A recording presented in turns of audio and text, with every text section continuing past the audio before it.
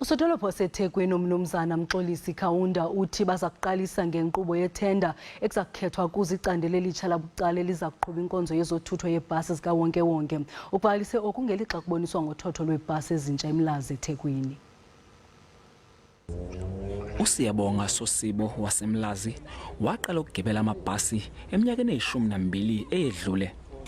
Njengomuntu okhubazekile uthi akanakho ukuyikhethela uma ezohamba ngezithuthi zomphakathi ngoba izidingo zakhe zehlukile.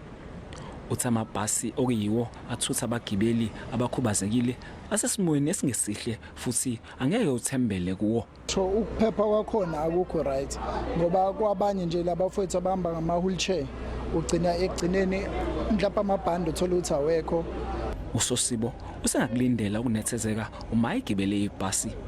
Abakwamasipala bathi uhlelo lokuqoka inkampani ezobhekela ukusebenza kwalamabhasi luzophuthulwa ungakapheli lonyaka. Kulindeleke ukuthi le project ebize u380 million amarandi ilethe uzinzo ohlelweni lokuthuthwa komphakathi. Sisohlelweni njengomasipala lokuthi sakhe lokuthiwa i-public entity okuyiyona ezobe irana amabhasi aseThekwini. Ukhawunda uthi amabhasi angama50 azohambela indawo eseningizimu neTheku. Amanye ayikhulu kulindeleke ukuba ethule kwezinye ingxenye zeTheku kuwo lonyaka.